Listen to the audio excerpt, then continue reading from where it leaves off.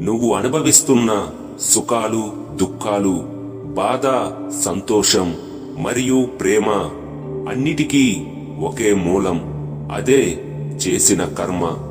భగవంతుడు నన్ను ఎందుకు బాధ పెడుతున్నాడు అని నీవు అనుకోవచ్చు.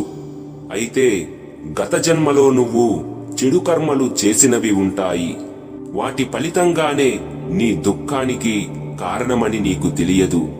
చేసిన పాపం కష్టరూపంలో పోవాలి, కనుకే వాటిని నువ్వు అనుభవిస్తున్నావు. అంతే, తప్పకుండా అది తీరిపోతుంది. సంతోషం మరలా తిరిగి వస్తుంది.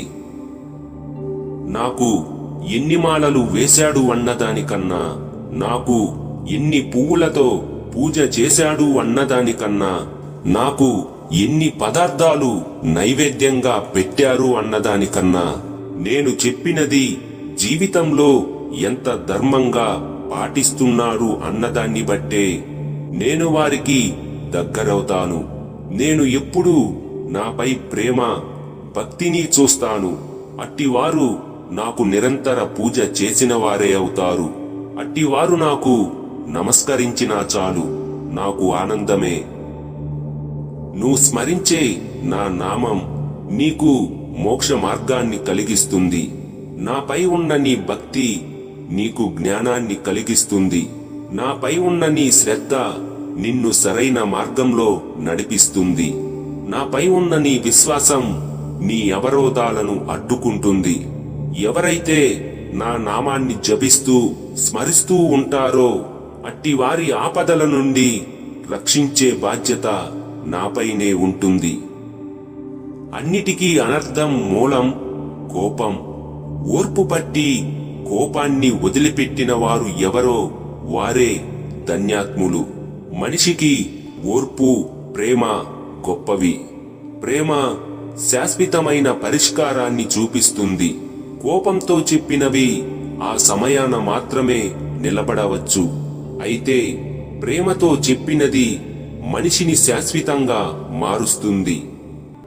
అనుకున్నది అనుకున్నట్లుగా జరిగితే ఆనందించడం, అహంకారకంగా ఉండడం, లేదంటే నిరాశపడడం, చిరాకు పడడం, తనని తాను నిందించుకోవడం, భగవంతుడిని కూడా నిందించడం, ఇవన్నీ మనసు యొక్క బలహీనతలు మరియు లోపాలు.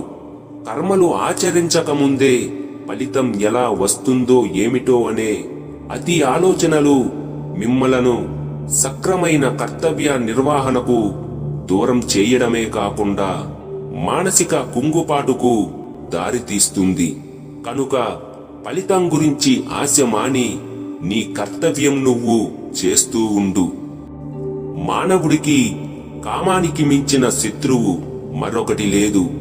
రజోగుణం వల్ల పుట్టిన కామం, అది నెరవేరనప్పుడు పుట్టే క్రోధం, ఇవి రెండే అన్ని పాపాలకు మూల కారణాలు. ఇది మహా చెడ్డది. సకల భోగాలను అనుభవించడం వల్ల కూడా ఇది నశించదు. ఇది ఎన్నటికీ తీరని ఆకలి వంటిది. ఎన్నో దురాశలను కల్పించి మానవుణ్ణి పాపిగా తయారు చేస్తుంది.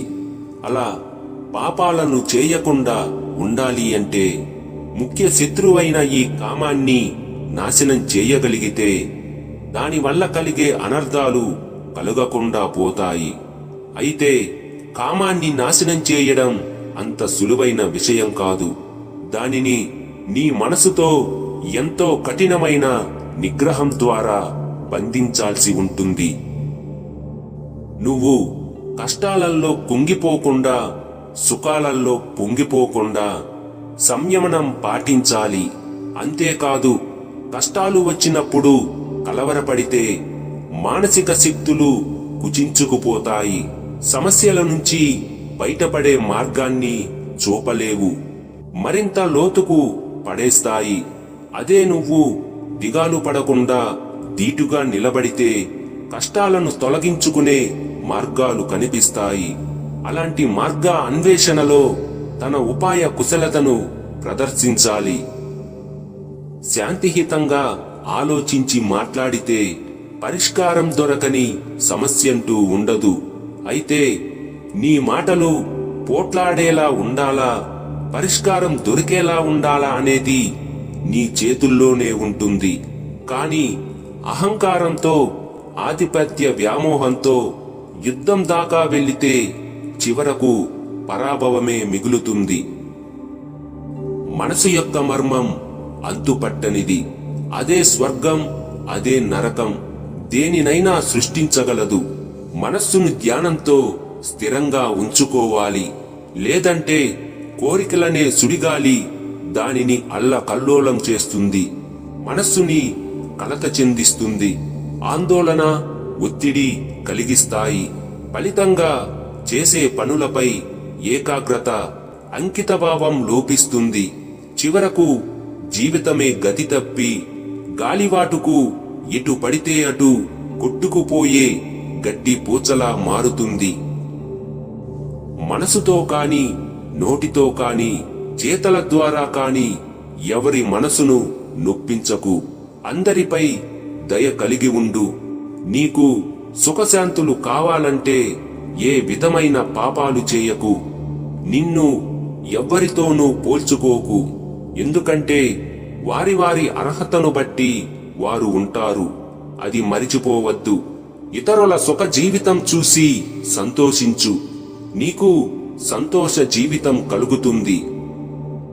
భగవంతుడు ప్రసాదించిన అమూల్యమైన వరం మానవ జీవితం. ఈ ప్రపంచంలో సుఖం అనేది ఒక రంగుల కల వంటిది. అదే జీవితమని భ్రమపడుతారు. మనిషి రంగుల కల వెనుక ఆత్మ యొక్క మహా జీవితం ఉందని గ్రహించాలి. దేహానికి బానిస కాకుండా పరమాత్మకు బానిస కావాలి. వికారాలైన కామ, క్రోధ, మదం, మాత్సర్యాలకు లొంగక మనస్సును నిగ్రహించాలి. నిన్ను నీవు పరిశీలించుకుంటూ జీవితము గడపాలి. శాంతి, పవిత్రత, ఆనందం, తృప్తి ఇదే సంపదని గ్రహిస్తే మనిషి జన్మకు విముక్తి కలిగినట్లే. ఎదుటవారి మనసులో ఏముందో తెలుసుకోవాలనే ఆతృత అనేక ఆటంకాలకు దారితీస్తుంది. ఆతృత అనేది నెమ్మదిగా అతి ఆలోచన, అతి భయంకర మానసిక రోగానికి కారణమవుతుంది. అదే గనుక నీ మనసులో ఏముందో తెలుసుకునే ప్రయత్నం కనుక చేస్తే అనేక సమస్యలకు నివారణ లభిస్తుంది. అనగా సాధ్యమైనంత వరకు మౌనంగా ఉంటూ కార్యాలను నెరవేర్చుకునే వారికి శారీరక, మానసిక శక్తులు పొదుపుగా మారుతాయి. పొదుపుగా ఉన్న చోట సంతృప్తి ఉంటుంది. సంతృప్తి ఉన్న చోట సంతోషము ఉంటుంది. నువ్వు చేసే పుణ్య కార్యాలు, ఇతరుల యొక్క పొగడ్తలు, ప్రశంసలపై ఆధారపడితే ఎప్పటికీ అది పరమాత్మ సన్నిధికి చేరదు. గుర్తుంచుకో.